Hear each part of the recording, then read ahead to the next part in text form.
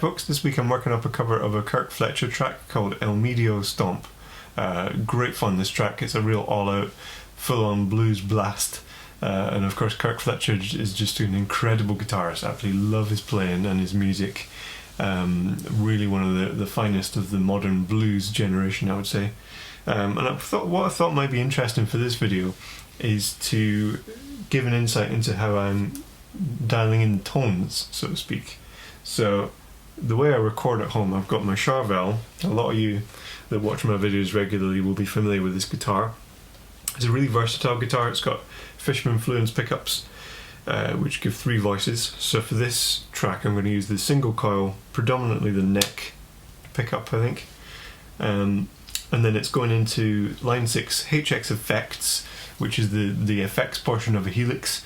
So that's got all sorts in it. And then that's connected via what we call the 4-cable method to my Revv D20 amp head.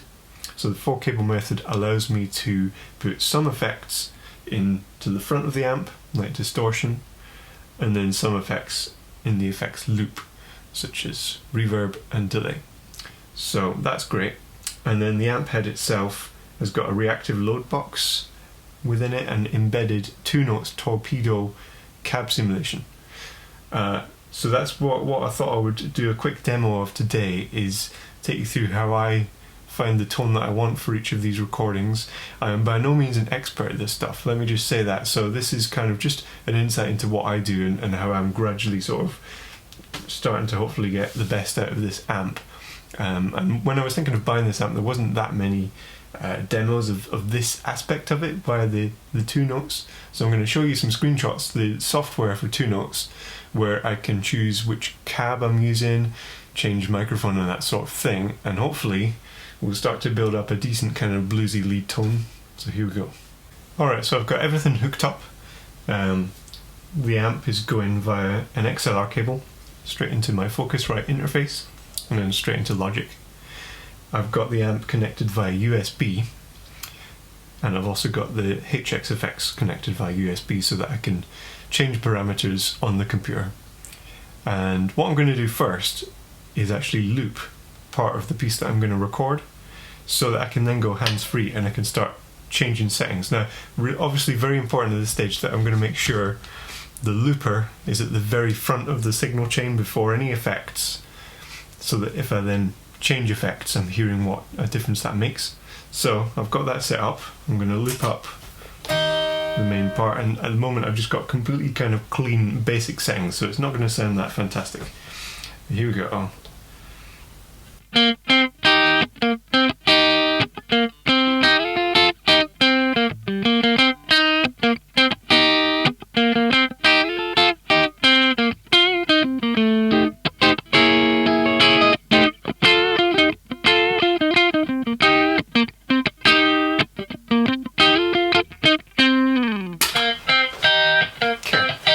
Guitar down.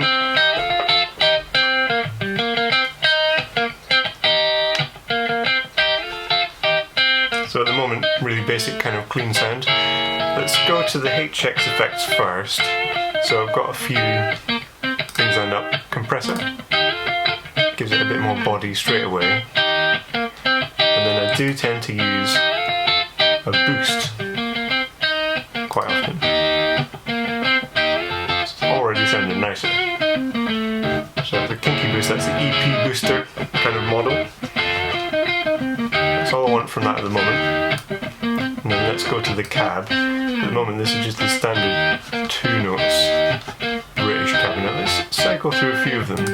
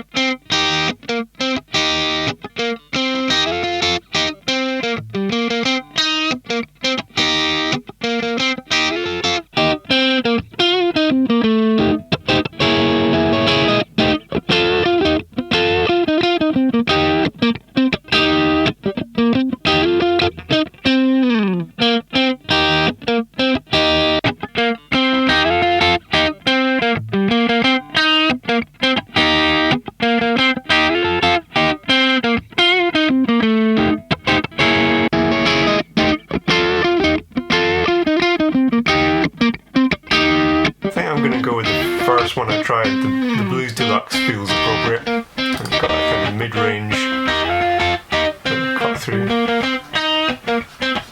Okay, next thing we could do, I might have to turn the gain down slightly.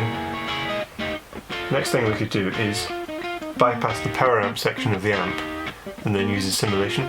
The amp has 6v6 power tubes, which sound great, but we do have the option via pushing this pre or post button. I can push it in so that it's on pre, which means it's sending straight after the preamp section. It's sending that signal, and then we can model various different power amps. Let's do that then, I'll turn that off. Right, so we're now just hearing preamp and not the power amp. Turn the modelling on. And I wonder about push-pull 6L6. That's a sort of a Fender thing, isn't it? And then we've got controls, we can crank the volume up. Get that distortion.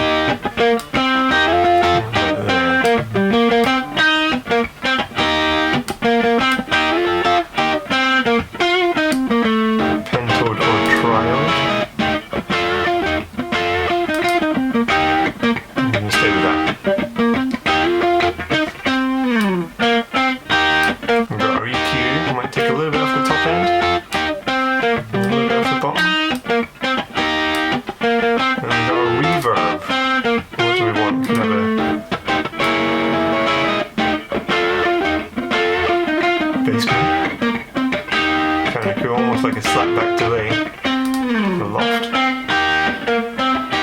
It looks like an apartment that I can't afford. The cathedral might be a bit too much.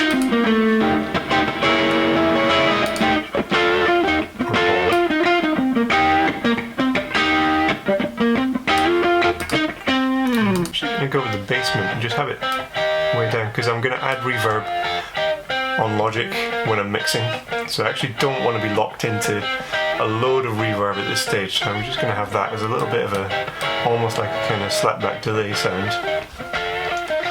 And then get to choose our microphone. We're currently on a 57, familiar sort of thing. Let's cycle through all the different mics.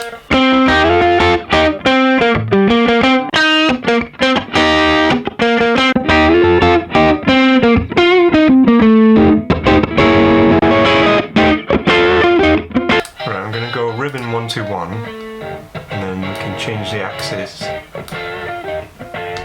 we want to. I'm actually going to keep it quite central, and then the distance I'm going to keep it right close mic'd. But then we could add another mic. What about mute that? Maybe a classic 57.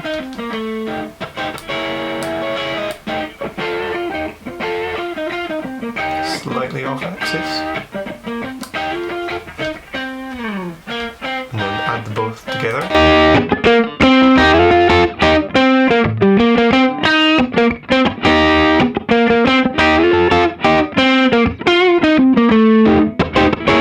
Right, sounding good. Anything else I want to add? Back to the Hitchx effects. I've got graphic EQ, that's on anyway. My standard kind of settings that I've used. I could have spring reverb here, which is definitely, KIRK FLETCHER's got some incredible spring reverb on the track. Might be a bit too much.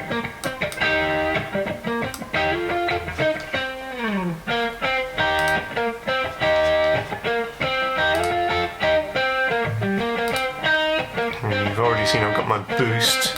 Do I want another distortion or overdrive? We've got Minotaur, that's the clone. It might be a bit much for the main part, but let's keep that in mind for the solo. Okay, stop the loop. I'm pretty happy with the tone. I'm going to save this immediately on both, so I'm going to save on the 2 Notes software. I'm going to go up here, click Save. Select an empty, so I'm in an empty space, and then I'm going to name it L Medio. Save. And then that's that. And then on the HX effects, I've already set this up and saved it, but I'm going to save my changes as well. Here we go.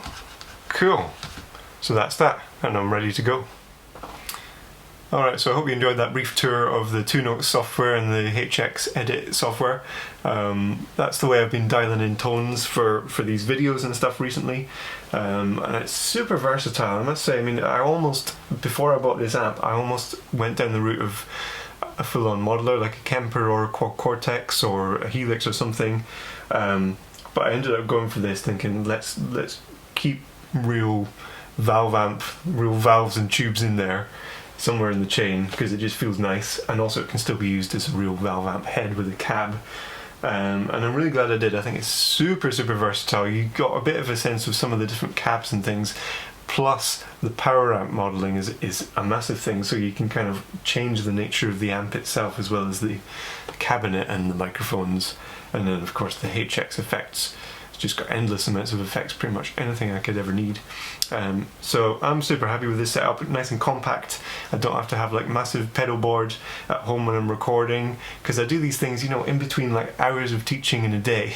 So I want something that's ready to go, set up, a guitar that's versatile, easy to use, and I think that's what I've got in this setup. So hope you enjoyed that. Here comes the track. I'll put the backing track up on my website if you fancy having a go over it yourself. Subscribe if you don't already, and see you next time.